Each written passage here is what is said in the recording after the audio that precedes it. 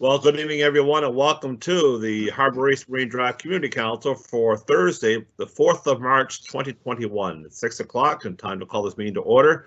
I'd like to first of all introduce the members of the Community Council and then the staff that are present for tonight's meeting. So I'll ask that District 3 introduce herself, please. Thank you. Excuse me. Sorry. Yeah, I'm here. Beautiful. Down, what you see behind me is the beautiful Shearwater Yacht Club. Very happy to have that in District 3. It's a pleasure to be here, Mr. Chair. I don't think it's a current picture. A lot of them are still wrapped under wraps.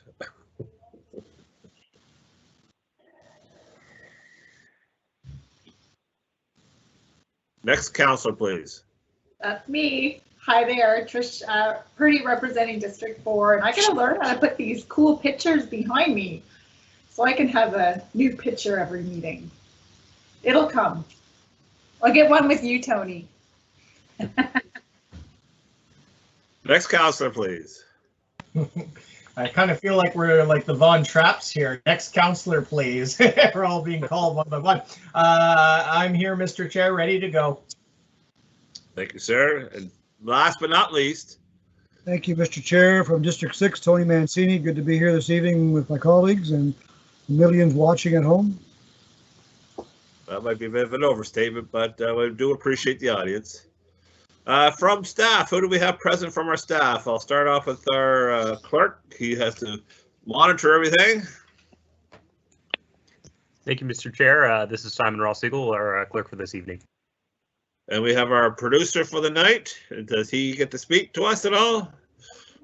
How you doing, Mr. Chair? I'll speak without putting my camera on. Liam McSween, happy to be here. Thank you, sir. Is our solicitor present? Yes, Josh Judah. Hello. Thank you. Our program manager for regional policy present. That'd be Miss Green. Are we here tonight? Do we have Catherine here tonight? All right, I'll just go down the list. See, Maggie, is Maggie here tonight? How about Thea? Maybe I should just ask whoever on the line with us to introduce themselves. Just hop on in. Who's present from staff for the roll call? Good evening, Mr. Chair and councilors. Bruce Chisholm, Major District Facilities Coordinator with HRM. Good to see you again, Bruce. Haven't seen you in a while. You too, Mr. Councilor. How are you? Good, sir. Who else is on the line with us? Hi, Council. Carl Purvis, Planning Applications Manager. All right. Who else? Megan Dalton, Planner with Regional Planning. Thank you. Who else is next? You have Jill McClellan, Planner with Regional Planning as well. Okay. Daryl Jodry with Planning Applications, Councillor. Thank you. Brittany McLean with Planning Applications as well. Thank you. Jamie Ellen Planovic, also with Planning Applications. Thank you very much, Jamie, Alan. Anyone who's next? Anyone else left out there? Anybody else out there in internet land? Okay, we'll go forward with that. All right, next we have the approval of minutes of February the 4th. Have a motion, please. I'll move that, Mr. Chair. Councilor Austin. I'll Moved by Councilor Austin, seconded by Councilor Kent. Are there any questions on the minutes before I ask for the approval? Hearing none, all those in favor say aye. Aye. Aye. Motion carried. The order of business, do we have any additions or deletions on the agenda for tonight? Thank you, Mr. Chair. There is a request for an addition from Councillor Austin that's been received through the clerk's office, which would be item 16.1 if added. It is for a motion titled Fence Along Woodland Avenue. The clerk's office has reached out to the councillors, and I believe we have secured the unanimous consent to add that item to this agenda. Thank you. We'll add that to the agenda as requested. Is there any other additions or deletions? I just had one question. I thought at the agenda setting meeting we had a possible another case to be on the file tonight. I'd like to know what the status of the Akuma property file is. I thought that was supposed to be on the agenda tonight, and I don't see it on at all. So someone from staff can give us a note later on the status of that file, it'd be great. So we have approval of the agenda as amended. I'll move it, Mr. Chair. Moved by Councillor Austin, seconded by Councillor Purdy. All those in favor say aye. Aye. Aye. Motion carried. Is there any business arising out of the minutes? Hearing none. Conflict of interest. Anyone like to declare a conflict tonight of any matters? Hearing none. Go forward. No motion of reconsideration, no motion of rescission, and no deferred consideration deferred business, and no tabled matters. We have a public hearing scheduled for tonight. It's item 10.1.1 on the agenda, secondary suites and backyard suite housekeeping amendments. So with this, ask for staff to do a quick presentation if necessary, or we have no listed speakers for this matter tonight, so just want to check if there's anything else I need to do. So there's a declaration I need to read out here. Thank you for joining us for the public hearing tonight on secondary suites and backyard suites housekeeping amendments. In order for the events for this virtual meeting to be similar to a regular public hearing, this matter be not going forth. There is no applicant in this matter. This is just housekeeping matters we're correcting. As a reminder, all speakers who are watching from home, in order to have signed up as a speaker, the deadline was 4:30 the business day prior. That would have been yesterday at 4:30 if you wish to speak on this matter. And since there's no registered speakers, then these meetings, just let you know, are webcast, so you can watch live or you can watch it and review later on at our Halifax link at halifax.ca. So do we have a presentation from staff on this matter? Or is it just all self-explanatory for all members of council? Do any members of council have a question on any of these amendments? Don't we do a staff presentation first, Mr. Chair, since it's a public hearing? I suppose. Let's have the staff come forward. See, I had a note here. So. Megan Dalton here with Regional Planning. I just have a quick presentation to go over the housekeeping amendments. Thank you. All right, good evening, Mr. Chair, councillors, and members of the public. My name is Megan Dalton, and I am a planner with Regional Planning. Tonight, I am presenting on case 23274, housekeeping amendments for secondary and backyard suites. Next slide, please. On September 1st, 2020, Halifax Regional Council approved amendments to the Regional Municipal Planning Strategy and all land use bylaws except for the Regional Centre Plan Package A land use bylaw to allow secondary and backyard suites, accessory to single unit, 2-unit, and townhouse dwellings. Next slide, please. As this picture demonstrates, secondary suites are contained within a main building such as a basement apartment. Backyard suites are contained within an accessory building. Permitting secondary and backyard suites provides an alternative form of housing that adds gentle density, provides rental opportunities for renters and income for homeowners, may be useful for aging parents or adult children, allows people to age in place, and is in line with the goals from the Housing and Homelessness Partnership's 5-year plan and the HRM Affordable Housing Work Plan, which both speak to removing barriers around the development of secondary and backyard suites. We are here tonight because after these amendments were approved, staff found errors across 11 land use bylaws, 4 of which are in the Harbour East Marine Drive Community Council area. The errors include typos and missing or incorrect section references, and the following errors were found and amendments provided.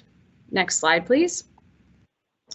In the Dartmouth Land Use Bylaw, Section 2, General Provisions, subsection 27D, there was a typo of an additional S. Next slide, please. The September 1st, 2020 amendments package references an older version of the Downtown Dartmouth Land Use Bylaw. On September 18th, 2019, the Downtown Dartmouth Land Use Bylaw was amended to remove the text accepting multiple unit and townhouse dwellings in the DB zone from Section 5, subsection 18. Therefore, we recommend removing references to such text. Next slide, please. In the Lawrencetown Land Use Bylaw, Part 4, Section 4.19A, subsection 2, does is being corrected to do for proper grammar. Next slide. In the Planning District 8 and 9 Land Use Bylaw, Part 4, Section 4.6, Subsection C, references to Section 4.2A and 4.2B are being corrected to 4.6A and 4.6B as the correct section references. Next slide. In the Planning District 8 and 9 Land Use Bylaw, Part 4, Section 4.18A, Subsection 2, containing is being corrected to contain for proper grammar. Next slide.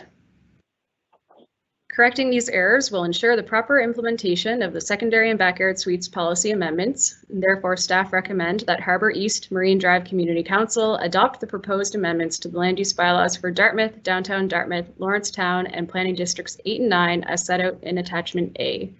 Next slide. Thank you. Thank you very much for that. Are there any questions from any members of council? I see no comment or question from anyone. Do we really have to put the S in that spot? Can we put it somewhere else? I guess we need to pay more for either grammar check or lawyers. Blame the lawyers, yes. Yeah. Anyway, can I have someone read the motion and put it on the floor, please? Mr. Chair. Go ahead, Councilor Perky. Thank you. I move that Harbour East Marine Drive Community Council adopt the proposed amendments to the land use bylaws for Dartmouth, Downtown Dartmouth, Lawrencetown, and Planning Districts 8 and 9 as set out in Attachment A of the January 4th, 2021 report. Thank you. Is there a seconder, please? I'll second that, Mancini. Thank you. Any further questions from any members of council? I do, Mr. Chair. Just overall, Megan, where are we with this? So this gets approved tonight, and the other community councils that have some changes, they get approved. When is it? When do we flip the switch, and then we can let residents know they can proceed?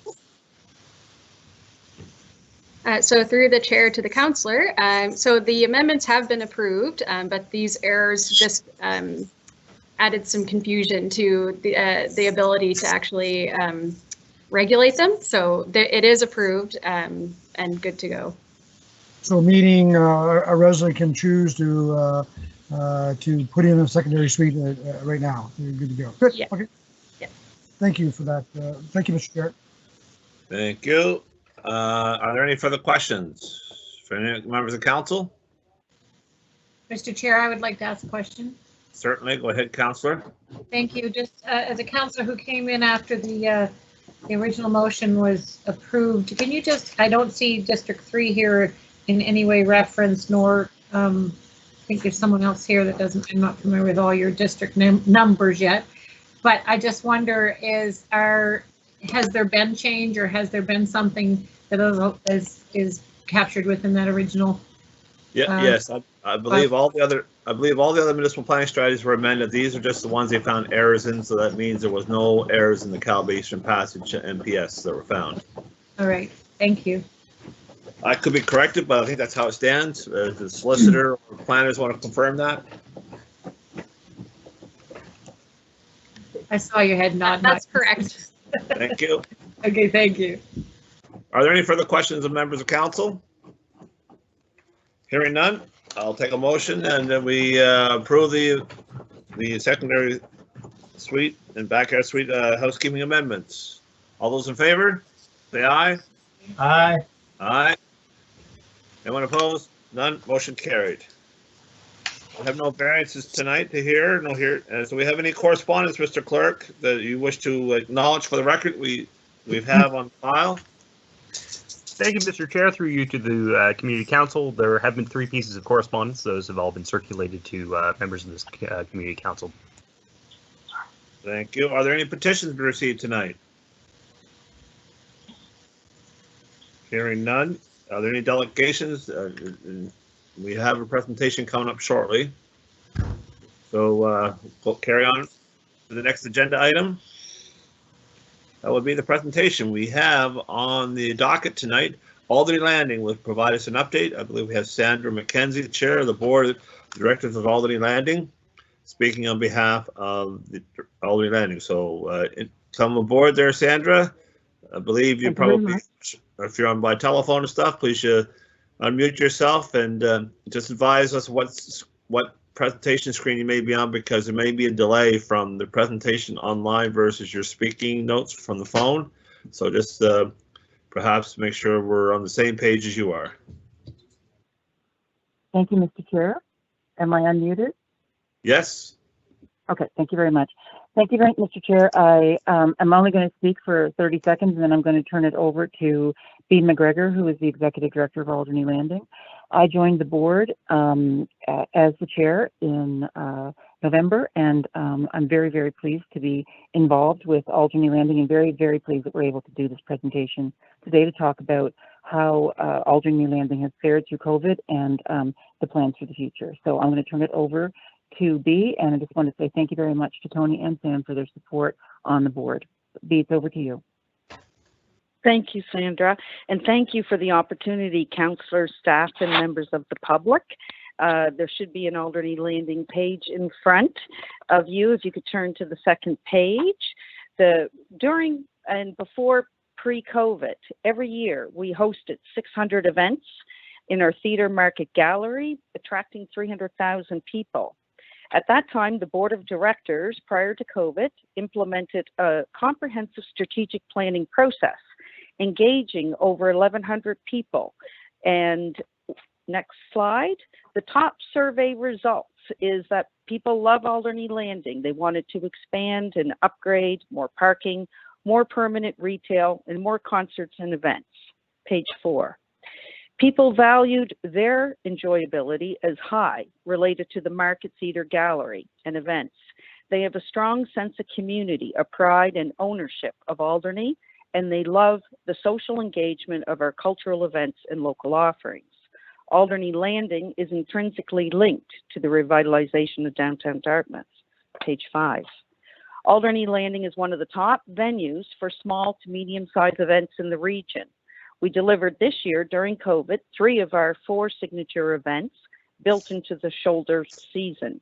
We are recognized as leaders in COVID safety events.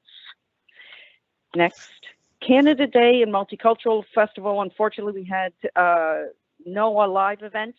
We did have virtual. Rib Fest was canceled completely, as well as 2 large-scale country concerts and our Indigenous program. Page 7. We did reopen our outdoor events in August, appropriately with Black Lives Matter Youth Rally, which was followed by a drive-in hip-hop concert in support of mental health. Our approach to COVID safety events is we have three plans for every single event, and depending on where the restrictions are of the day, we can deliver that event. We've implemented COVID safety training for our staff. We've invested in digitalization and virtual and increased communications. Next slide. We're delighted that our Fire and Water Festival was expanded to a 2-day festival. We reached maximum capacity of 4,000 people, each in their COVID bubbles of groups of 5, moved through timed experiences in our venue, taking in culture and art performances. We paid numerous local artists and maintained our sponsorships. Next slide. Blue Nose Ghost Festival also sold out both nights with COVID bubbles. We increased our partnerships. We were able to bring together Africville Museum and develop an original ghost stories told by residents of Africville. We resurrected our cemetery tour in the Gary Street Cemetery, storytelling, a number of family-friendly components, and we paid our local artists. Next page. Our Christkindle Market, we were going to expand all of our vendors, indoors, outdoors, increase our arts programming and family-friendly activities. 5 days before the event, the restrictions changed, so we changed. We illuminated our building, moved, next page, our market vendors for the German vendors online, filled 800 orders, and did a drive-through, and the public came until 11 o'clock at night to see the lights. It was extremely well done. Next page. 21 and beyond, we will grow our signature events. We'll continue to grow our new partnerships with the Black Cultural Center, Africville Museum, and the Mi'kmaq Native Friendship Center. We'll attract additional events. We'll leverage our future trend in small and medium-sized events. on our events plaza, which is the perfect venue to be able to do so safely.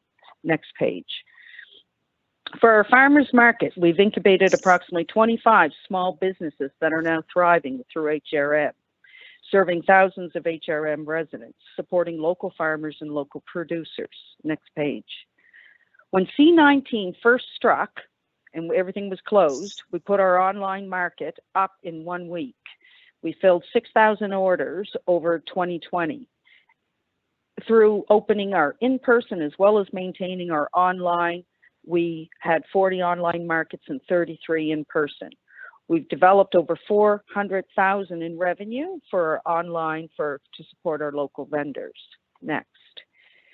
Throughout the season, consistently, we've had about 2,000 customers per day for a market is our counts. It used to be about 3,500, which isn't bad for COVID. We made strong media coverage, and we've had overwhelmingly positive feedback from the public. Page 16. Last summer, we were able to help out Brightwood Breweries, who actually got to start in our farmers market. They opened up a pilot beer gardens patio. It was very successful. So we just issued an RFP. We will be announcing for this summer a beer gardens and an ice cream stand with the proprietors in April. Page 17. With the cold weather being outside for our farmers market, we need to bring them back indoors, and we really want to thank the HRM staff for accommodating us by moving us into the pedway into Alderney Gate. Typically, from the spring to the fall, we accommodate about 110 vendors. Off season, this time of the year, about 70. Right now, we can only fit 30 in Alderney Landing proper. Through bringing it into Alderney Gate, we are now accommodating 55. We're still turning people away, vendors, but the public is extremely pleased. Page 18. Our retail, we have 6 permanent retailers, all rooted in superior local products, and they've reported strong sales through C-19, and they're healthy. We have Evans Seafood, Noggins Corner, Casa Roma Wellness, Meadowbrook Meat Market, one of the few pork farmers left in the province, Port City Coffee, and the NSLC. Prior to COVID, they all requested to expand. Next page. 21 and beyond. Expanding, growing our market indoors, outdoors in the capacity that we can. Opening up back to the Sea Society this summer, we hope. Developing plans for physical additions and revitalization. We want to be able to expand our seating and greenery and beautification this year, implement our mini market, pantry items, pop-up restaurants, and cooking demonstrations. We want to grow our artisans and our cultural market events. Next slide. The gallery, we want to continue to nurture the excellence of the Craig Gallery by showing a diversity of mediums by emerging and established local artists. Next page. We did open last February our media wall, and that worked really well during COVID. We established new collaborations with the Black Cultural Center, Helen Creighton Society, and the museum. We moved our art camps online, and we maintained the art gallery exhibitions in both the showcases as well as the gallery, and had online and in-person shows.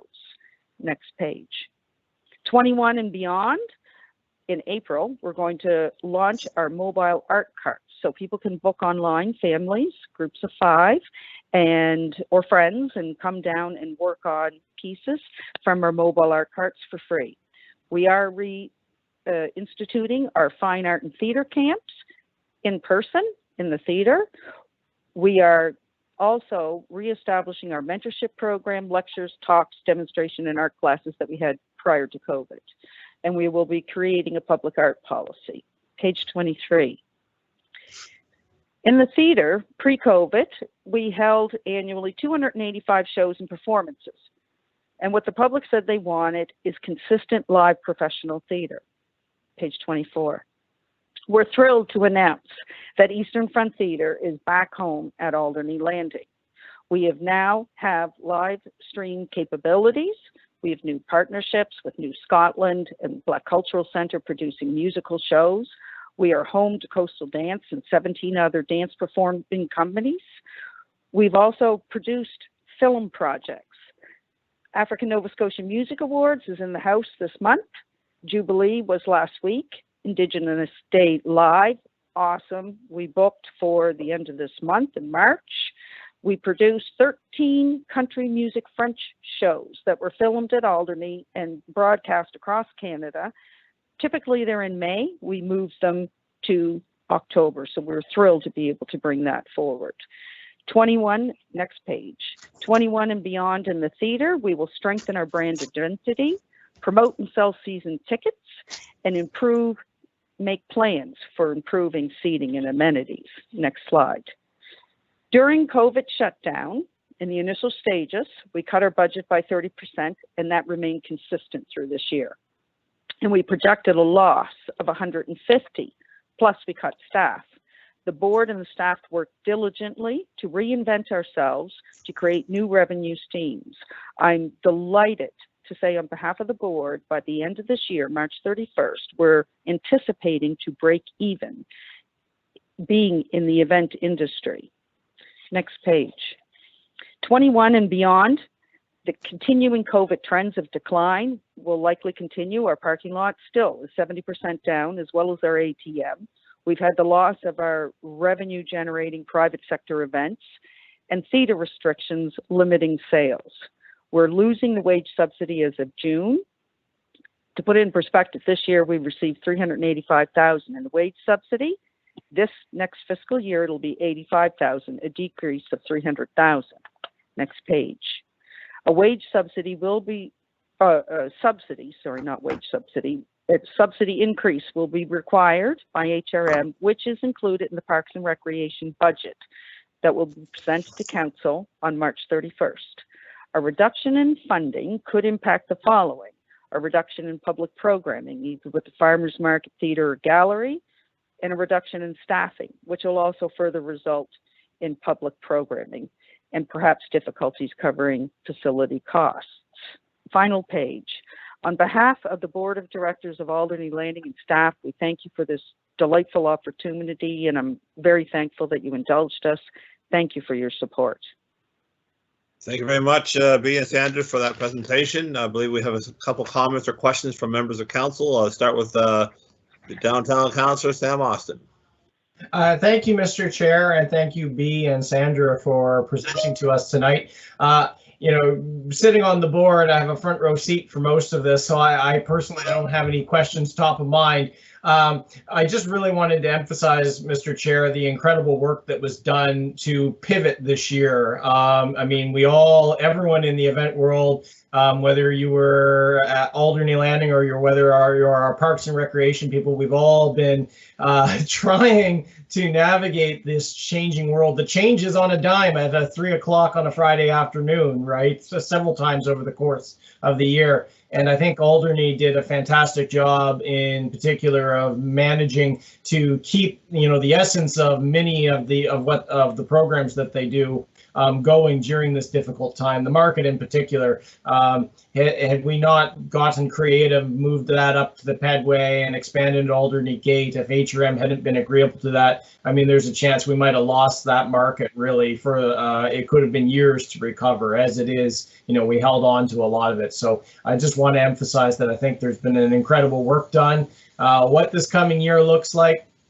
who knows? I mean, maybe we're all going to get vaccinated by June, as of today's news. But I mean, there will be a lingering impact that's going to stick with us. So just thank you very much.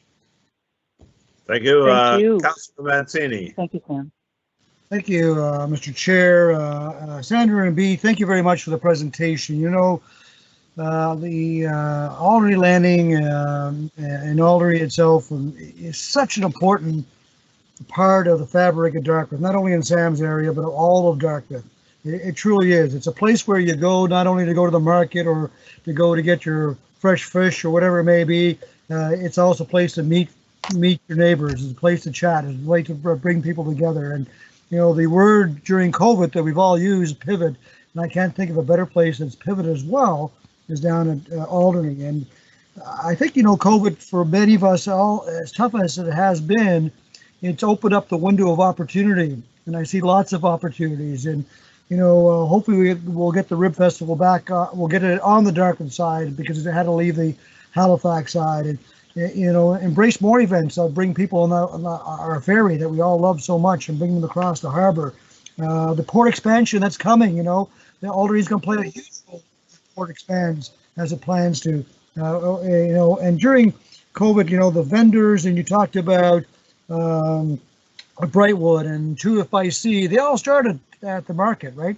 And now they're part of the fabric and open up their own business in Dartmouth. It's just truly amazing. So well done. I do have a couple of questions. The window of opportunity, B, I don't know.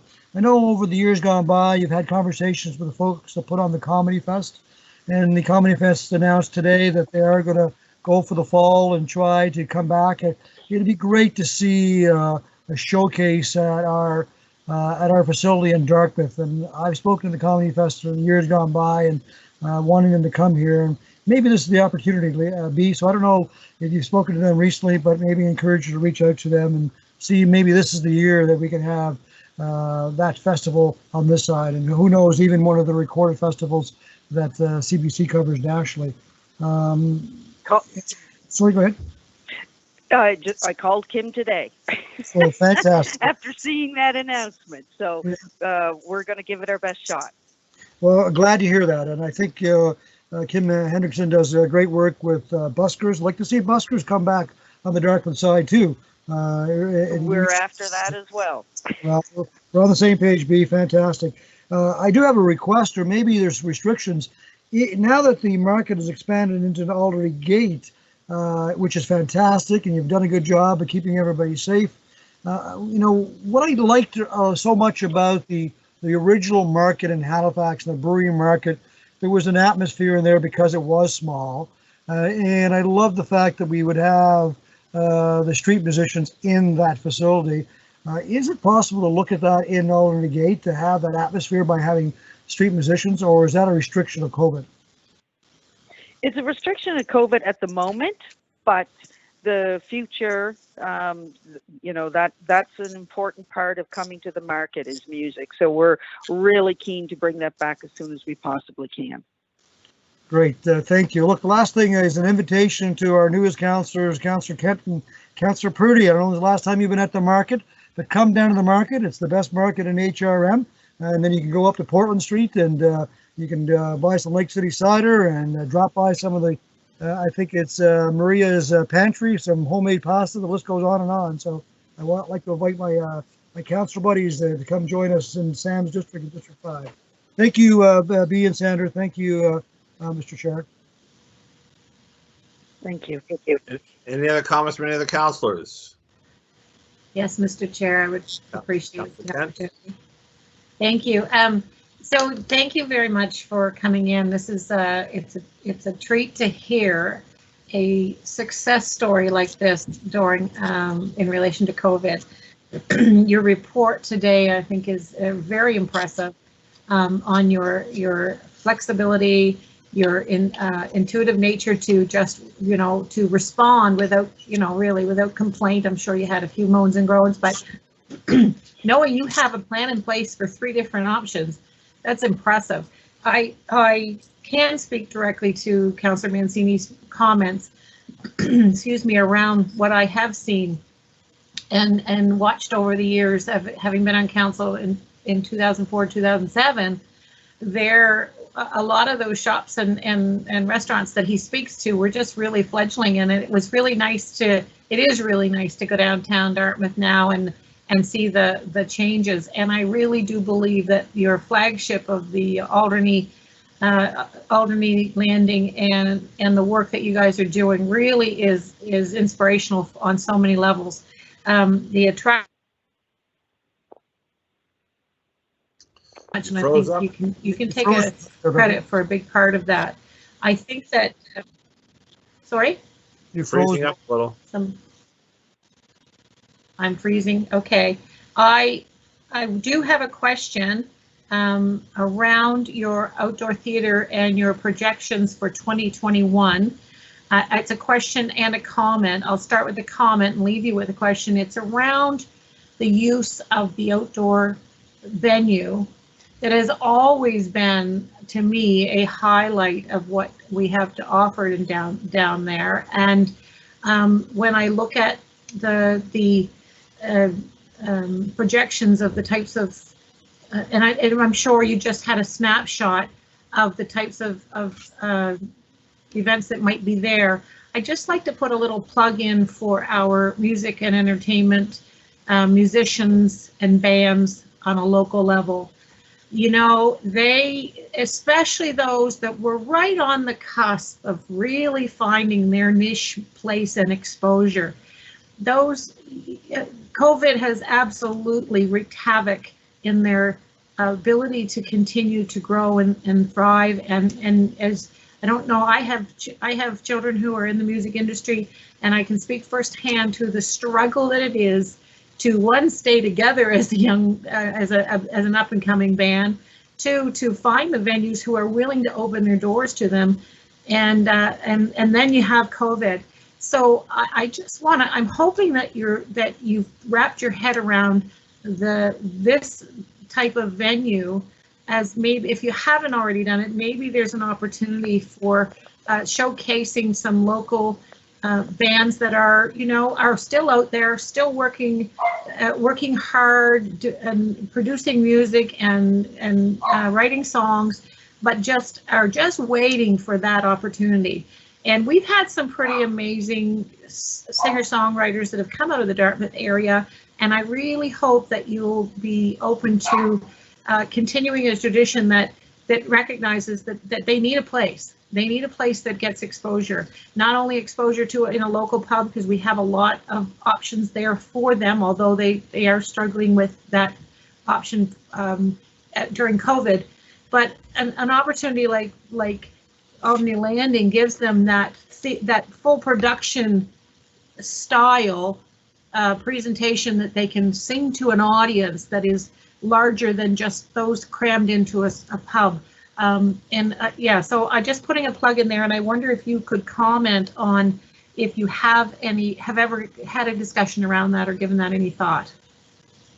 Absolutely. Our theater, first of all, is 300 seats, and we have been approved COVID-friendly for 111 seats.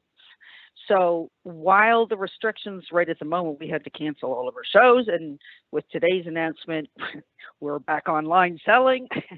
So we can accommodate, providing the numbers are there for the theater, up to 111 in bubble groups, 6 feet apart from people. And we have worked with New Scotland to bring in a number of musicians, and our door is completely wide open for having performances in the theater, musicians in venues where people can't accommodate them. They can come to Alderney. We're hoping that the beer gardens this summer will also incorporate live entertainment. I'm sure it will, actually. And we also were very pleased during our festivals to be able to bring in some artists and pay artists. We could have kept the money, but we didn't. We paid the artists. That's what it was there for. So we're hoping to be able to grow that, and our door is wide open for any opportunities. That's great. I appreciate hearing that, because I think they need a little extra leg up right now. So thank you for that. Any other comments? If I have an opportunity, I'd like to thank Sandra and Bea for coming forward tonight and doing a great presentation on the Alderney Landing.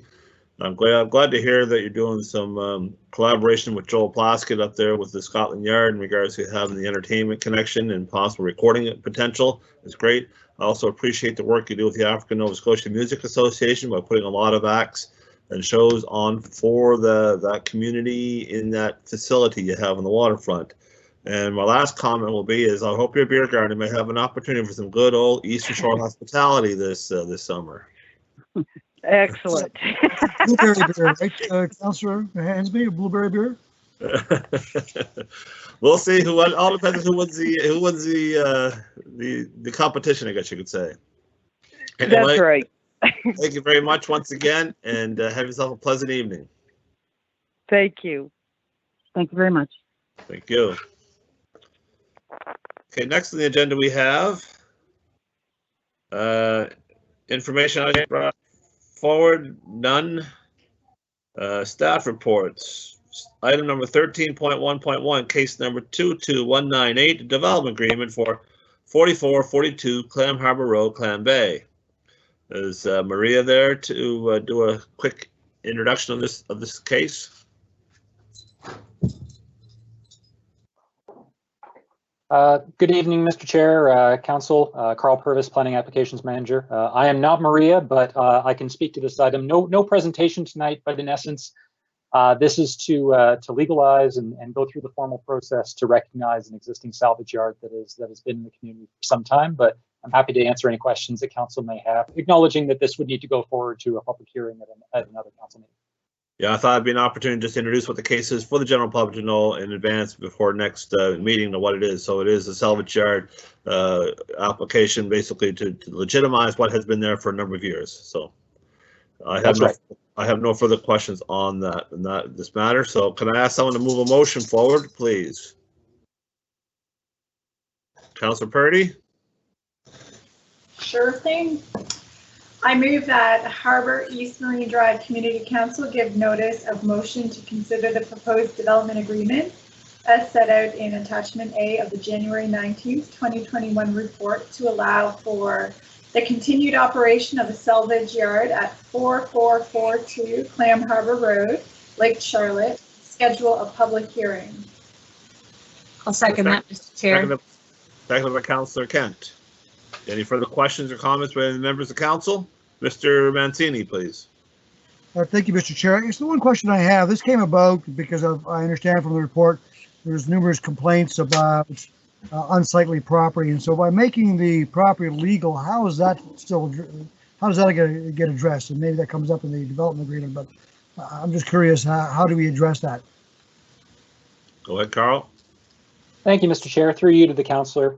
So the unsightly premises is a different issue than the fact that it actually wasn't permitted. They didn't go through the permitting process. So the reason that individuals were on the site and had a look was the unsightly premises. So there are restrictions within the development agreement in terms of where you can store what and how long things can sort of linger in areas sort of towards the front of the property versus the rear. So all of that's within the development agreement. The planner can go through that, but in terms of the compliance issue was dealt with, but then that led to this application because there wasn't a permit on the site. So by making the land use legal, it improves that opportunity to address that issue. It opens the door to compliance. Yeah, that's right. Good. Thank you, Carl. Thank you, Mr. Chair. Plus, through the process, the development agreement, I believe it also gives us an opportunity to add conditions for fencing and screening that would make it more compatible for the neighborhood. Yep, sounds good to me. Thank you. Any further questions or comments on case number item 13.1.1, case 22198? Questions? I take a motion on the question. All those in favor say aye. Aye. Aye. Anyone opposed? Hearing none, motion carried. Item number 13.1.2, accessory buildings and water course setbacks. Councilor Kent, please. Thank you, Mr. Chair. I'll put the staff recommendation on the floor as per our process. Move that Harbour East Marine Drive Community Council direct staff to use the results of the forthcoming coastal preparedness deliverables in the Halifax plan to inform future changes to watercourse setbacks and buffers within the Eastern Passage Cowbay land use bylaw, with consideration given to achieving a consistent approach to watercourse setbacks and buffers among all HRM land use bylaws. So moved. Well, a seconder, please. I can second that, Mr. Chair. Councillor Austin. Councillor Austin seconds that. Comment or questions, please. Councillor Kent. Mr. Chair, yeah, I'm not going to be supporting this motion. I'm asking that my council colleagues consider not supporting it as well. I believe strongly that this is doing a disservice to a working shoreline that is on the harbor. We currently have many working shorelines in the harbor and this one is no different. In fact, this historically has been a working harbor front since we had Indigenous peoples living in the Eastern Passage and along the shore of the harbor here. I can't speak to the people that made a decision back in 1998 when the last municipal planning strategy was developed for Eastern Passage. But I was on council in 2006 when there was an amendment that looked at those water setbacks and buffers. And I recall very distinctly that we identified that that kind of restriction in the C2 zone along the working waterfront from the Fisherman's Cove area back to Shearwater really should not have been included in the map 4 that's referenced here by staff. I want to acknowledge as well that staff, this report was put forward by the former councillor, recognizing that we have a situation that kind of brought it to the forefront with a resident who was moving forward with an accessory building and only be stopped halfway through. That's been problematic. That was raised with former councillor Karsten, and this report was intended to see what we could do to address it. I believe strongly as well that there are other residents in the area that have lived along that shoreline that were not aware of some of the changes that happened that resulted in the fact that that particular gentleman had to stop in his tracks. There's a lot of contradictory things that have happened over the years. When I was on council in 2006, we addressed the setbacks around the areas that are on the ocean. And because of the brunt force of surf and surge and the climate change around it, and they very much are at a different risk level. This report speaks to a number of about the fact that there really is not a good review and not a lot of data around the risk of the working waterfront. And so I really don't think this is the right choice right now. I think that the community needs to have this settled so that they can get on with the work that they do. We're talking fishermen, people who have businesses on the waterfront, people who have every right to think that they can utilize that waterfront on wharfs and accessory buildings. We're not talking about residential options for them. We're talking accessory buildings to allow them to fulfill what probably was generations of working on the water. So with that, I worked through all the options that staff put forward. I really appreciate that they brought in this report a number of options to put forward. I have presented to the clerk a motion that I would like to put forward after we vote this down. So for now, I would ask that my council members vote with me to oppose this. So that's a no vote. And then I'll be putting motion on the floor. Thank you. Are there any further comments from any of the councillors, please? Councillor Mancini. Mr. Chair, is it possible that we can see that motion the councillor Kent is going to put on the floor before we vote on this item? I just want to understand the direction she's going into. My question would have been, if we vote this down, what happens? Yeah. So if she has the motion, I wouldn't mind. I don't know if the clerk can put that in the chat so we can see that before we vote on this one, if that's possible. Nope. Speak, and there it is. Boom. I'll read this and then we can go to the vote if you'd like, Mr. Chair. No, I'm reading it here on my phone. So.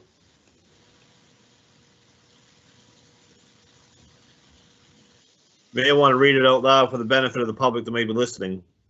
Yeah, I don't mind doing that, Mr. Chair. That my motion that will come forward will be that Harbour East Marine Drive Community Council recommend that Regional Council initiate an amendment to the Eastern Passage Cowbay Municipal Planning Strategy and any corresponding amendments to land use bylaws to allow exceptions for accessory buildings and other developments, such as that which is exempt from the watercourse setbacks in portions of a planning land use bylaws for District 5, to be located within watercourse setbacks and buffer areas for the C2 lots of Shore Road and Main Road lots from Fisherman's Cove area to Shearwater area in District 3, and that we ask for the planning to proceed with the public hearing.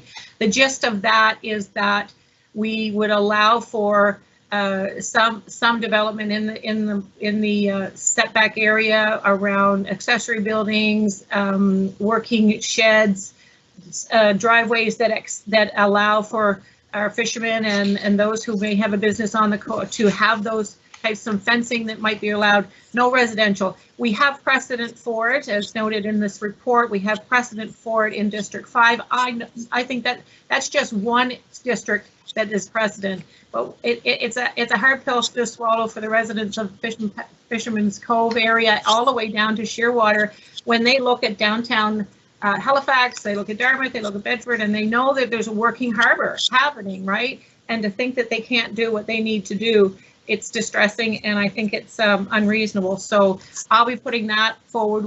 I worked with staff to make sure that we left them the ability to address the uniqueness of this area, the C2 zone in the Eastern Passage area, so that we didn't bind them too tight to any particular script. But it is based on a bylaw right now, or I'm asking them to reference that as a good starting place. So that's where I'll be going with it. Thank you. Any more further questions? I'll have maybe one question that Councillor Mancini and I may have a common interest in. Would this also include the possibility of floating homes or houseboats being moored along the shorelines as well there? This certainly was not in the conversation that I had. It wasn't even on my radar in relation to that. So I can't speak to that. I think staff would probably be interested, should this pass, be interested in hearing your remarks and your comments on that. It's not something that has been a big issue down in this area. So I don't foresee that as being needed to be part of it. That's my opinion. Well, I recall when we adopted the regional plan about the harbor plan, I raised a particular issue about houseboats and floating homes because we have marinas dotting up and down the harbor on both sides, but it only makes it a matter of time that perhaps other floating structures will be appearing, and I want to make sure we get a handle on those things if and whenever possible. I know we don't have the municipal regulations right now to legislate or have authority over floating homes or houseboats, but I think that that's something we may need to address and have some ability to deal with the matter if it should arise. Mr. Purvis, comment please. Thank you, Mr. Chair. Councillor Kent is very right. This would deal with explicitly accessory buildings and those other types of uses like the pathways, the decks that the other land use bylaw deals with. So where a houseboat is, it's not necessarily accessory to another use. It's sort of a use of its own. There's that. So this particular motion would only deal with accessory buildings and those other types of decks and sheds, things like that. Councillor referenced. And would it also deal with any water lots that may be along that stretch of territory? I'm just kind of concerned that there might be opportunity for infilling and changing the landscape by infilling water lots. Would that have some further extension? Perhaps they could be putting extensions of wharfs or quays or docks in the water and stuff. So I want to make sure that we're looking at all aspects of that, because I want to make sure that sure they have an ability to use their property accordingly, but you know what rights come with a water lot if there are any along that coastline. Mr. Councillor, right now the wording of the policy is no structure, excavation, infilling, or grade alteration. So with pre-Confederation water lots, the ones that existed pre-1867, we don't have the ability to prevent or stop or regulate the infilling, but we can regulate the use of the land above. So we basically have a way to disincentivize it. The existing policy talks about no grade alterations, so that's fairly explicit, but that is the exact policy that we would need to amend if we were to go down that road. So we would keep an eye on sort of what any unintended consequences might be. So for example, Councillor Kent mentioned no residential uses. Well, you can have residential uses in accessory building with the secondary suite rules that Jillian was talking about earlier. So we'd have to sort of reconcile that, which is why a little bit more of a loose wording was needed in the motion to make sure that we could consider all the variables and then present you with sort of a final product that considered all those consequences. And with that, I hope you also take in consideration, as Councillor Kent talked about earlier, about storm surge and coastal erosion, that perhaps it may require grade alterations and infilling to protect or to repair properties that may have been damaged from coastal wave action. So hopefully that will be taken into consideration with the policy drafting. Yes, Mr. Councillor, I'm far from a climate change sea level rise expert. I know a little bit. My understanding from talking to our energy environment group is that where the provincial regulation is coming down, obviously our Halifax plan is coming and the implementation strategies. So I suspect that there's going to be a lot more conversation and a lot more policy informed by science in the coming months and years ahead. Okay, thank you. Councillor Kent. Yes, thank you, Mr. Chair. I'd like to comment on that as well, as that I think for anyone who may not have visited or may not be as familiar with the difference in the actions of what you call a coast versus a harbor. Like, I really think there is a unique difference between the brunt of the coastline that is in adjacent to the ocean versus what the effects and the impact is on the harbor inside of the Atlantic. So I hope that will be considered. Particularly, this is very site specific. So we're looking at that particular area. I absolutely agree with some of your concerns around some of the other areas within District 3. I'm not looking for something that is far sweeping and that's going to impact the entire district or maybe influence some of the other climate considerations that we have. I'm trying to protect and acknowledge the working shoreline that is very real for the Eastern Passage area. That has historically has been part of their heritage, and I'd hate to see that change. I do believe that some of the decisions were made. The fact that we're back here now are exactly that, unintended consequences of change that was I don't believe was as fully fleshed out to the degree that we needed it to be for those properties. So we've pretty much spoke fully on my motion now. So I'm going to call for the question on the original motion, and then I'll be putting this one on the floor. Oh, Councillor Austin.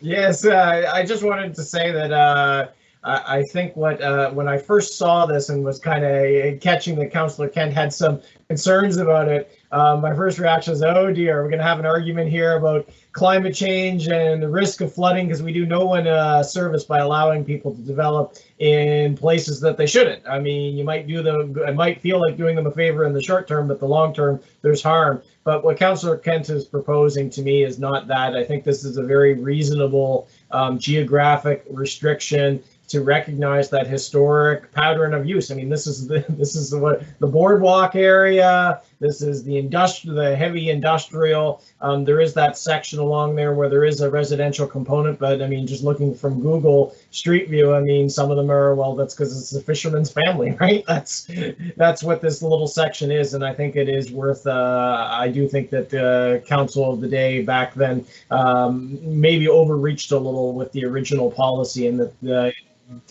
taking this little section out makes sense. So I think the local councillor has definitely done her homework and come up with something that I think will work for people.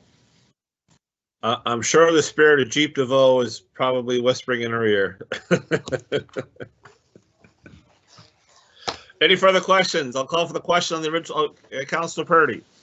No question. I just want to lend my support as well for this, and I just want to commend Councillor Kent for all the work you've done behind the scenes, and just echo what Councillor Austin has said. So well done. Good. Thank you. For the original motion, they have a motion, question on the motion. All those in favor say aye.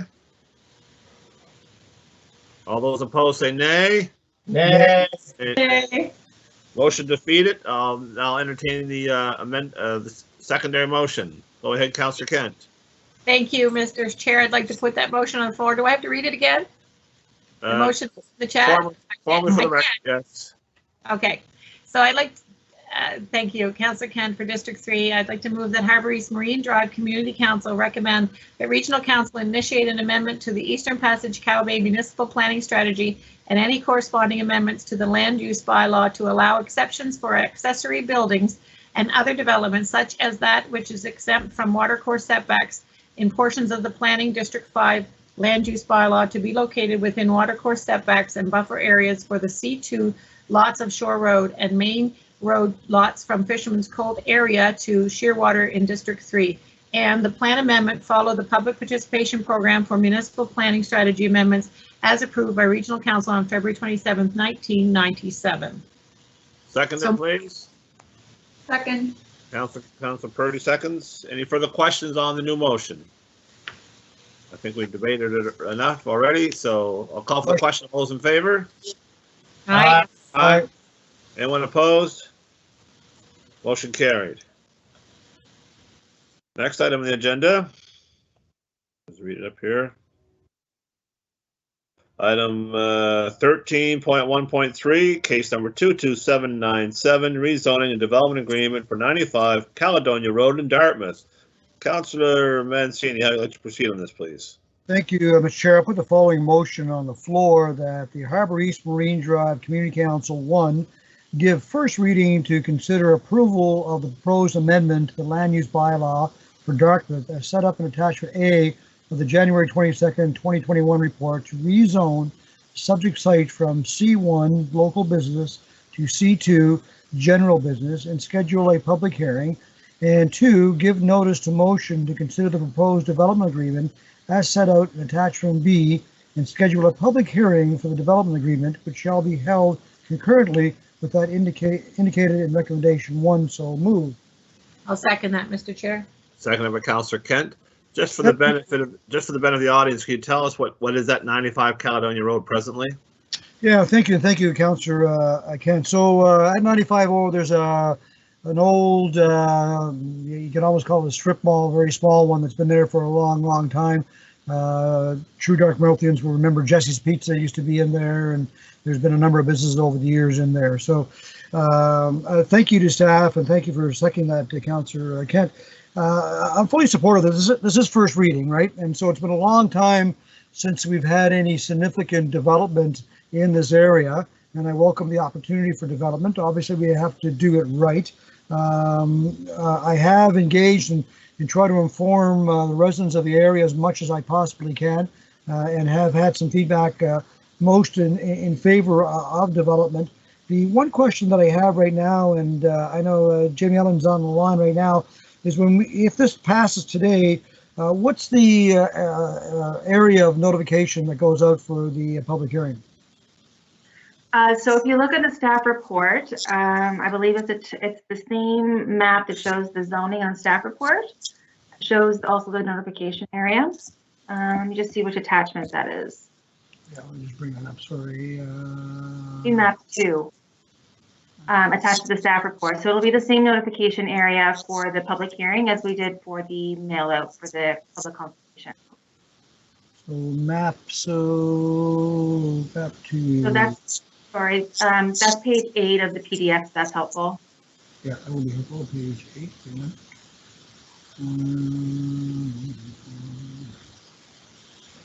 I'll find that. Oh, I see it here now. So I guess my question is, this area, a strong percentage of this area are rentals, and we have some large apartment buildings in the area also. Is it possible to request to expand that area of notification? Sure, absolutely. And so I don't know what the right distance, the right amount is, and I would like to expand that notification into Tombermore and Roanoke. Can we just make that circle bigger? I mean, you wish to double the size? Yeah, and that's fine. If we can double the size, that'd be great. I think I just want to make sure we have a lot of notification. I did push it out and did get were contacted by a number of residents that I didn't know, and I know we followed the floor even for tonight, and even when it originally came to council about looking at this. So if we could do that, that'd be awesome. Yep, that's no problem. Okay. So I'm okay with this. I don't know if any colleagues have any questions about it, but I ask for your support to move to second reading. Any further questions? Any councillors? Hear none? All those in favor of the motion, say aye. Aye. Aye. Aye. Anyone opposed? Hearing none, motion carried. Thank you. 13.1.4, Heinz Road Eastern Passage. Councillor Kent, please. Thank you, Mr. Chair. So yeah, I will, I'll put the motion on the floor. We'll start there. That Harbour East Marine Drive Community Council give first reading to consider approval of the proposed amendment to the land use bylaw for Eastern Passage Cowbay as set out in attachment A of February 10th, 2021 report to rezone portions of the properties identified as PIDs 40103806, 40103780, 40103772, and 40103798 from R1 single unit dwelling zone to I1 light industry zone and schedule a public hearing. So moved. So seconder, please. I'll second. Council Purdy seconds that. Thank you. The staff would like to make any comment about this particular case? Yes, good evening, Mr. Chair. Yeah, I do have a presentation. I believe Simon can bring it up there.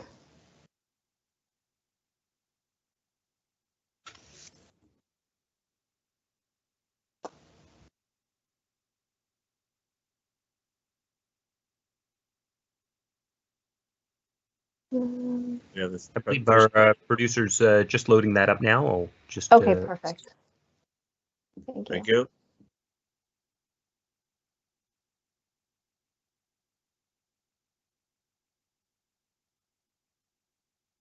Okay, perfect. So I guess you have it up as a PDF. It looks like it might be a little bit choppy. Yeah, a little bit. Oh, there we go. No, that's perfect. Okay. All right. So I will continue.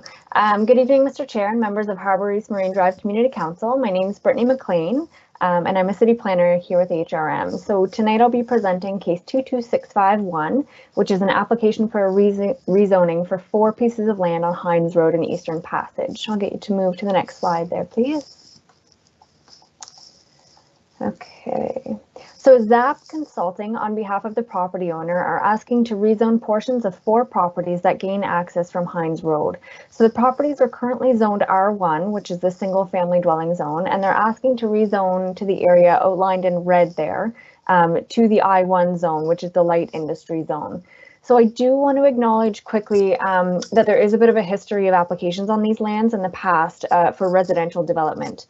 So in 2009, there was an MPS amendment application for a proposed residential development that included multi-unit buildings with a total of 254 units and 74 townhomes as well. That application was ultimately refused by Regional Council. So then in 2014, there was an MPS amendment application for proposed residential development with 3 multi-unit buildings, 32 townhome units, 10 semi-detached units, and 8 single-family homes. So like I said, that was submitted in 2014. So it was going through the process, and then in November of 2019, the current case that we're going to talk about tonight was applied for, and that's proposing the industrial rezoning. So what happened was in February of 2020, shortly after this application was made, the applicant decided to withdraw that previously submitted MPS amendment application for the residential development and pursue this application instead. So I'll get you to go to slide number 3, please. Okay, so here's a closer image of the site. The site is outlined there in blue, and the area they're asking to be rezoned is highlighted in yellow. So to the north and northeast of the property is Heinz Road. To the west and the east of the site are existing residential homes, and then to the south of the property there, you can see the Shearwater Flyer Trail. So again, across Heinz Road there is the Royal Canadian Air Force Base Shearwater. I'll get you to go to slide number 4, please. So this is just a street view image looking north up Heinz Road. So the proposed access to the site is on Heinz Road, and it's approximately where the yellow arrow is pointing there off to the right. I'll get you to go to slide number 5, please. So here's the site access proposed from Heinz Road. You're looking head on there. And I'll get you to go to slide number 6, please. So the area that the applicant's proposing to have rezoned is in this image here on the left, outlined in red. Again, the yellow area is showing the area that's developable within the rezoned area. So I'll explain that momentarily. There's a large wetland across part of the properties that you can see there in blue. So part of this watercourse is located on an area that's zoned environmental conservation. You can see it as EC there on the image in the right. So this EC zone can't be rezoned in the municipal planning strategy, and that's why, as part of this application, it's not being asked to be rezoned. They're not looking to touch that part of the land. So the land use bylaw requires a setback of all water courses of 30 meters in this area, which is why only a certain portion of the rezoned area is actually identified as developable, and that's the yellow there, the yellow area there again. I'll get you to go to slide number 7, please. So the subject site's designated industrial under the Eastern Passage Cowbay Municipal Planning Strategy. Like I said, it's zoned R1, which is the single unit dwelling zone under the Eastern Passage Cowbay Land Use Bylaw. So the site is currently undeveloped. The R1 zone, if you're not familiar with it, permits single unit dwellings, home occupations, daycares, and open space uses. So a portion of the site, as I mentioned, is also zoned environmental conservation. And the EC zone only permits conservation uses, passive recreation uses, and historic sites and monuments. It specifically restricts infilling, excavation, alteration of, or grade removal of any vegetation. So there are enabling policies in the MPS. Those are policies IND3, IMD1, and IM11 in the industrial designation. So those allow consideration for the potential transition of residential use to industrial use within the industrial designation through consideration and establishment of a light industry zone. All right, I'll get you to go to slide number 8 there, please. Okay, so the light industry zone that the applicant is asking for permits a list of industrial and commercial uses, some of which include automotive trade, retail stores, shopping plazas and malls, parking lots, manufacturing operations which are contained within building, marine, road and railway uses, composting uses, cannabis facilities, and institutional uses. So the current zone on the lands, like I said, permits single-family homes, home businesses, and home daycares. So the applicant has not confirmed a specific use within the I1 zone.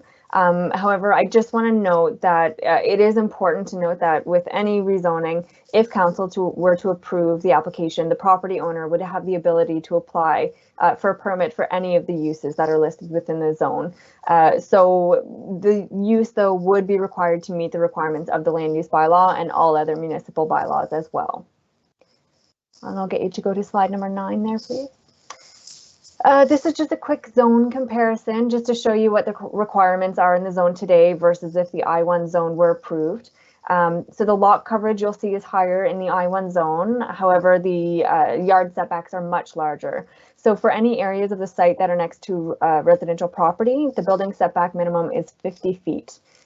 There's also a landscape buffer required along all rear and side yards that are next to a residential use, and that's to be a minimum of 25 feet wide of existing or new vegetation or visual screening in the form of opaque fencing. I'll get you to go to the next slide there, number 10. Thank you.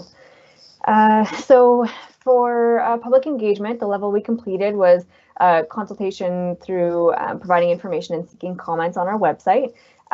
We posted signage on the site. We mailed postcards to property owners and had a virtual public engagement meeting on Wednesday, December 9th of last year, 2020. 9 members of the public attended. So over the course of the application, we received 7 phone calls from the public, 7 emails, and there were 144 unique page views on the web page at an average of 4 minutes spent on the page. So we mailed 165 notifications. We actually expanded the notification area just because the homes were quite spread out and the trail kind of cut it. So we sent out quite a few notifications for this area. We expanded our regular notification area. So during the virtual public information meeting, we received a lot of comments from the public. I'm just going to list, I'll try to go through the entire list here. There was quite a bit of information. So comments that we received included concerns regarding potential traffic in terms of volume, but also the size of industrial vehicles, concern with larger vehicles and turning radiuses onto Heinz Road. We had concerns about speeding on Heinz Road, which is currently an issue, and the public said would be worse and possibly more dangerous with larger industrial vehicles. Concerns that Heinz Road is inadequate in terms of infrastructure, concerns that it doesn't have sidewalks for children, and that increased volume and industrial traffic could be dangerous in the area. Concerns that it's narrow, it has no shoulder, and that it has sharp bends. We also received concerns that the industrial use will result in larger trucks and make it more dangerous for members of the community to access the Shearwater Flyer Trail. Concerns that the applicant had not provided the proposed use within the industrial zone, so the public didn't really know what to expect within the zone permitted uses.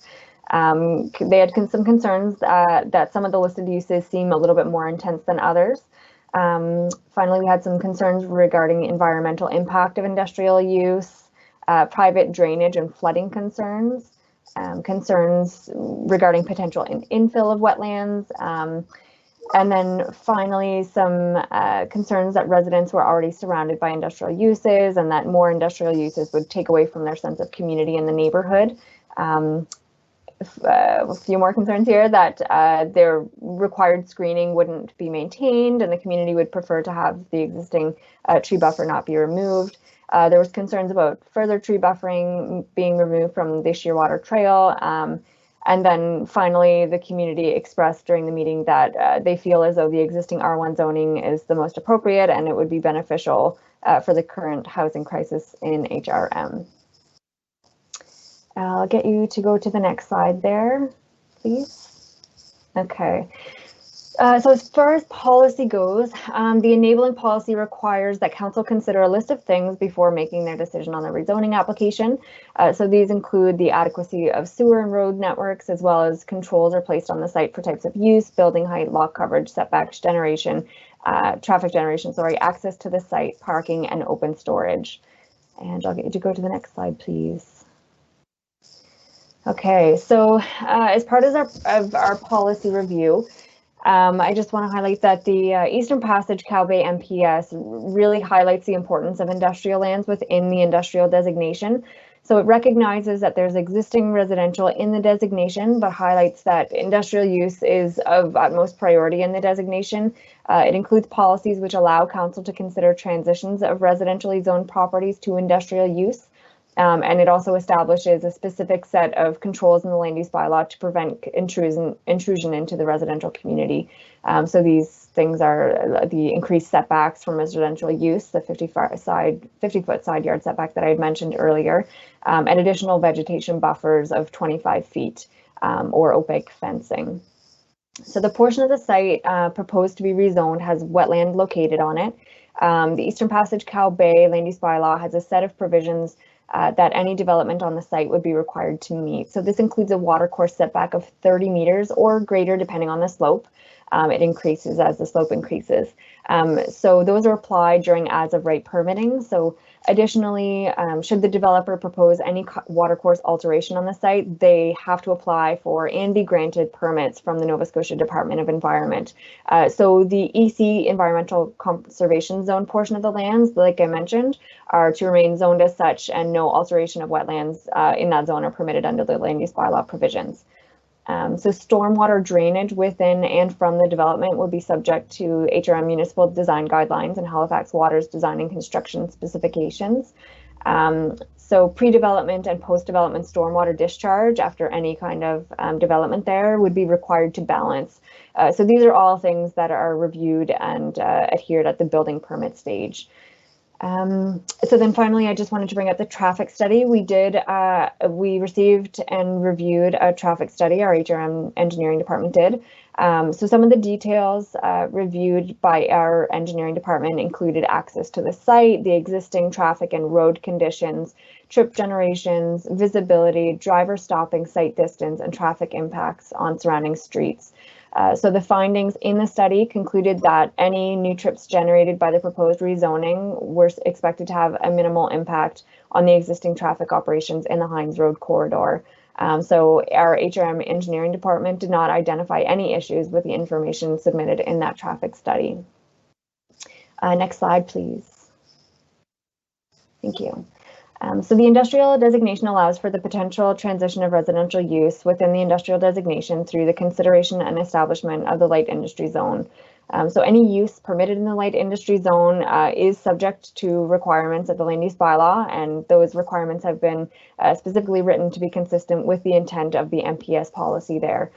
So the policy considers existing residential development and zone provisions, like I said, are included in the land use bylaw, specifically to reduce potential land use conflicts for any new industrial lands abutting existing residential. So these provisions, like I mentioned before a few times, include increased setbacks and screening from residential use. So Also, consideration is given to the protection of watercourses and wetlands within the MPS and land use bylaw. So appropriate areas were given the environmental conservation zones. And then for areas outside of that have watercourse, do have the watercourse setbacks established in the land use bylaw, and all other wetlands and watercourses as well. So staff recommend that Harbour East Marine Drive Community Council approve the land use bylaw amendment, as the proposal is reasonably consistent with the intent of the industrial designation. So of course, tonight here, we're just here for first reading, so that any kind of approval of the application would be during a public hearing if the councillor decides to give, or if council decides to give first reading here tonight. And that's all. Thank you. Thank you very much, Brittany, for that very detailed presentation. I think it's important for us at first reading to know what the magnitude of the application is before we set any public hearing. I think it's important for the general public as well as council to be fully adverse of what these cases entail, and make sure that if we wish to move forward at first reading, that we are aware of the implications, either pro or against any particular application. So, Councillor Kent, you have any questions on this, please? Yes, thank you, Mr. Chair. I have lots of comments, but they will wait for when we have a motion on the floor. These are very specific questions. I believe you already put the motion on the floor, I believe. You put the motion on the floor as we started. No, we got it. Did we? Okay.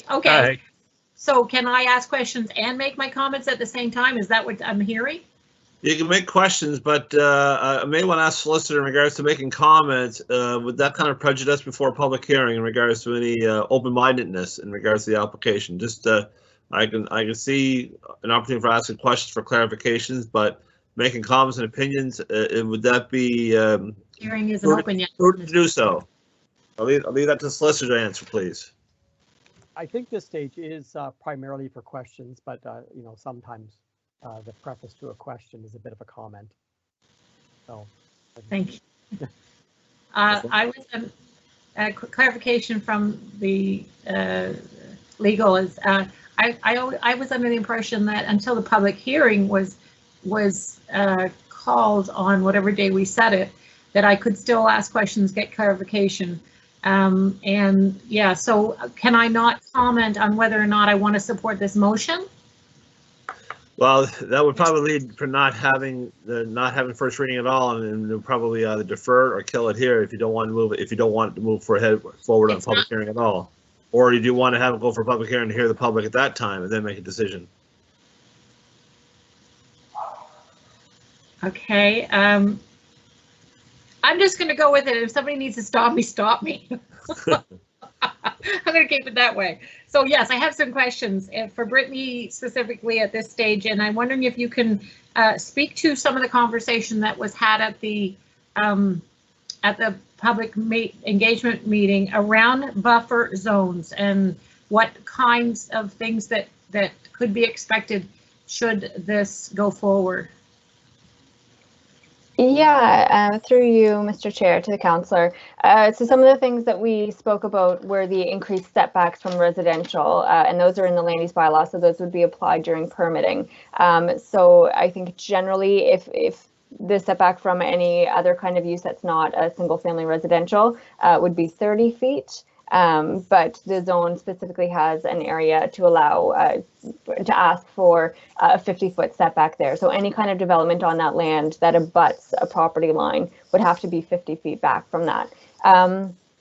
At one point as well, I believe the public asked, well, how far does the setback have to be from the trail there? And the trail setback there would be 30 feet. And no vegetation buffer is technically required for the trail as it would be on the residential side. But there is a 30-foot setback that would be required there for any kind of building. I don't know if you, watercourse setbacks also were something that we talked about at the public information meeting. And like I said, any land would have to be at least 30 meters, depending on the slope there. I'm not sure exactly. Once they come in for permitting, they'd have to show us the calculations on the slope. But the absolute minimum there would be 30 meters from any watercourse or wetland. if the applicant decided, or the property owner, sorry, decided that they wanted to do any kind of wetland alteration, they would have to apply for their permits through the Nova Scotia Department of Environment to do that on that site.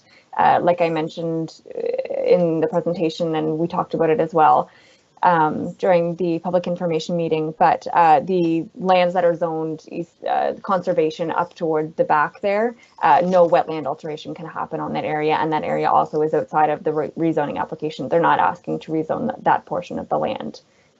So I think hopefully that answers your question for that. Yeah, it does. Mr. Chair, I have had some further engagement to understand the situation with there's no particular intent of any particular thing for this applicant to move forward with, which is, it leaves people with questions, and naturally they would have that in the community. So I took it upon myself to engage a little bit with this applicant's representative through ZAP Consulting, and he is on the line, and I wondered, there was some commitment to give us a sense here of what they envision. Yes, I think I understand from staff and from Brittany's comments, they have no ability to remove any as of right conditions that are set out in this type of zoning. But if the applicant had the chance to tonight to offer some insight, if not, maybe it should wait until the public hearing. I think that's what I'm seeing from my colleagues. I'm good with that. So I think for now, I have waffled on this to even move forward on it, but I'll leave it. I'm going to support it for now. I believe they due diligence, or sorry, in due course, we'll find out more of the answers. Public can have more opportunity to speak to it, and we can go through the public hearing and get more clarity.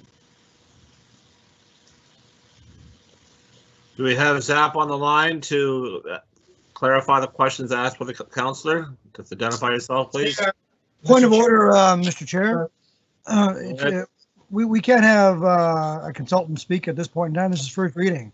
It's inappropriate to have them. It has to go to second reading, public hearing, and at that point in time we can hear from the applicant. Okay. All right. Well, I'm okay with that, Mr. Chair. Okay, we'll hold questions. Okay, on that. Any further questions you have, Councillor Ken, on the application? Any other questions from any other councillors? I just had one question. You talk about the property having right of way on Heinz Road, the road frontage on Heinz Road, but appears to make an access off of Howard Avenue through, it must be an easement or something, because the property does not have frontage on Howard Avenue. I'd like to know in regards to the traffic impact analysis, was that with understanding that the traffic would be going through Howard Avenue only, or be using a Heinz Road access? Yeah, Mr. Chair. So the traffic study was written on the basis that the access entry point would only be from Heinz Road. But currently now the work on site is being accessed through Howard Avenue. If you look on Google Maps and satellite pictures, as you can see, the access is coming off of Howard. I'm not sure if they're doing construction right now. They're off of Howard, but as per like the actual development, what will be happening on the land is to be accessed through Heinz Road. Okay. So after any kind of construction or anything, all of the access is to be off of Heinz Road.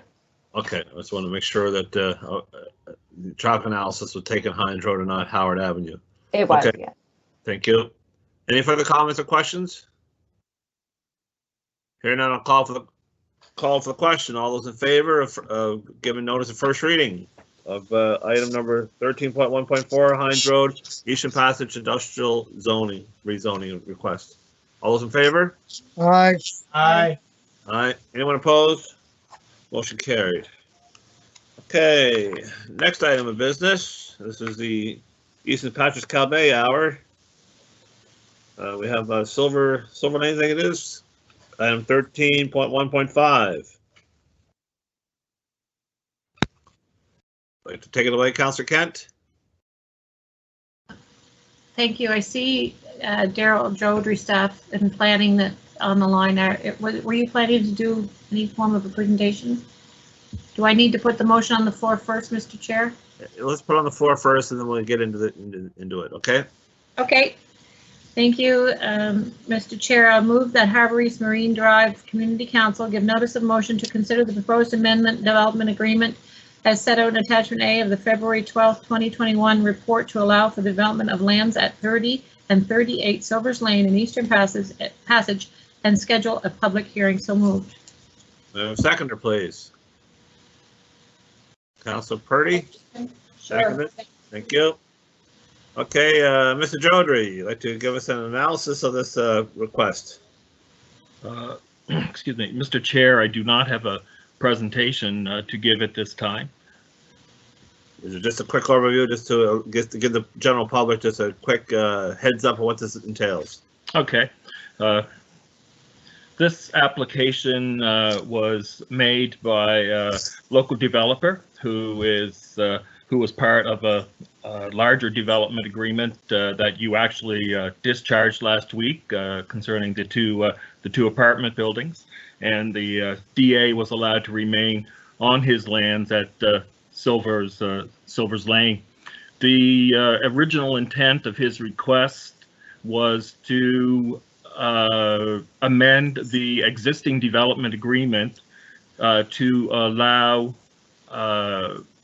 development other than single unit dwellings to access Silvers Lane. The existing development agreement only permitted access to Silvers Lane from singles, and he wished to do some semis on the site, and as well there was an existing commercial that could not access Silvers Lane because the former right-of-way that gave him access over the DA lands to Main Road were removed before he made the application for subdivision. So his request was to be able to access development on the lot once it was subdivided onto Silvers Lane. Okay, thank you. Councillor Kent, you had a question of clarification? Yes, Mr. Chair. I just realized that I read from the annotated agenda that we have in our mail, and I see in the report there's a second part to that recommendation that I did not read, and I'm wondering which one is the appropriate one. Was anything changed that would have taken number 2 out, adopt the amendment to the land use bylaw for Eastern Passage Cowbay as set out in attachment A of this report? Is that irrelevant now, or is that still relevant? And perhaps Mr. Jones can ask that. Thank you. Through you to the committee, to community council. This is Simon Ross, Eagle, the clerk. The way that these come in the recommendation through staff reports will include the first portion of the motion will be the request for a giving notice of motion for a public hearing, and then the requested follow-up motion as the second part of that motion, I believe, will be the portion that will be pushed into, if this is approved, the next agenda as the recommended action based on staff's report. So in this case, the amendment or otherwise. Good. Thank you. I appreciate that. Thank you very much, Simon. Any further questions from any members of council on this matter? Hearing none, I'll entertain a vote on the question. All those in favor, say aye. Aye. Aye. Anyone opposed? Hearing none, motion carried. Next item of business, we have nothing from the members of council on the agenda. We have no motions to come forward from anyone. We have in-camera items, but so before we go to the in-camera items, I'd like to go to the added item that Councillor Austin put on the agenda. Woodland Avenue. Thank you, Mr. Chair. So I'll put the motion on. I move that Harbour East Marine Drive Community Council request a staff report into the status of the fence that runs along Woodland Avenue in the backyards of homes on Kingston Crescent. The staff report should examine what municipal responsibilities exist regarding this fence and include an examination of written records, including Dartmouth City Council minutes. Second by Mancini. Any comment, Councillor Austin? Yes, and thank you, colleagues, for agreeing to add this item. the saga of the woodland fence goes back. I've been digging back through, and literally, I think every councillor for the last 20 years that has represented this part of Dartmouth at some point has had this fence come across their desk. And it's a complicated little saga in which the city of Dartmouth bought some property from the homeowners when the sidewalk was put in, and things were not written down well at the time. And so there's confusion as to, well, is the fence sitting on municipal property, these little slivers that were built? What are the responsibilities for maintaining it? At various times over the years, the city has painted it, fixed sections of it. But every time it's always been a bit of a question as to, well, what actually is the responsibility here? And as homeowners each time have had to argue with the city on it, because generally, if a fence is for the benefit of private property and it's not a public property thing, we don't maintain it. So this is a really, really odd situation, and it really could use with an actual proper report and putting all the records on the public agenda so that there's transparency for the homeowners and for HRM as to, well, who is responsible for what along here, because there is a lot of confusion. So at this point, what I'm hoping for is a staff report that really outlines the history of this, and, well, what our responsibilities are and what the homeowner's responsibilities are and who owns the thing. Because here's the real rub. The thing is 30 years old. It is on its last legs, and someone at some point soon is going to be replacing it. And right now, the whole thing is just kind of a big muddy dispute, and we need some clarity. We really do. So. With that, colleagues, I would be happy to answer questions, but honestly, there's so much confusion in this. It would all be better, I think, would be left to an actual report. Thank you. Thank you, Councillor. Any other comment from other members? Question. Before we call for the question, I just want to make it sure that I know the previous councillors, and like Clint Schofield and also Councillor McCluskey, Gordon McCluskey, always have this issue on their agenda, fixing up that woodland fence. If you ask me, in my opinion, as I said in an email to Sam, if you ask me, we should put up some sound barrier walls and make this an attractive gateway entrance into Metro. It's in my opinion, the first impression you get of Dartmouth and Metro as you're coming in from the airport. I think we need to do something significant here and make it I call it canvas for our downtown area. So I think that getting rid of the wooden fences in some places, pallets that are there as erected fences on the other side. I think we need to have this seriously looked at and have a very creative, artistic improvement done to make it aesthetically pleasing. That's my opinion, but I'll wait to see the staff report. Any further questions or comments? Question. All those in favor of the question, I'll say aye. Aye. Anyone opposed? Hearing none, motion carried. So that's the added item. So we'll go into matters of in camera, members of council.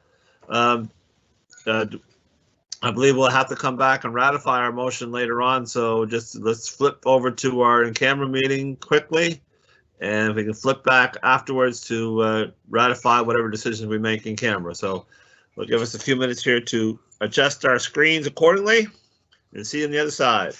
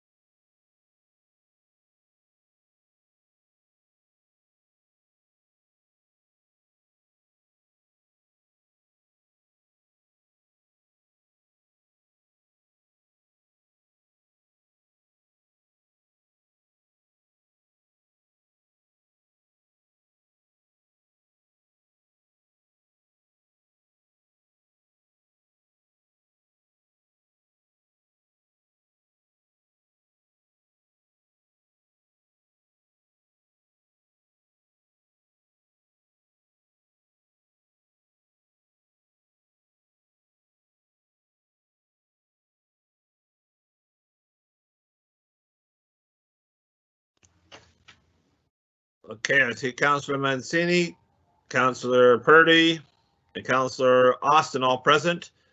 Are we back on the air, Mr. Clerk? Thank you. We are live again, and just bear with me just a moment. I will circulate. Okay, Simon, you muted yourself out there, but we anticipate seeing the motion in the chat function very shortly, so it'll be read by one of the councillors.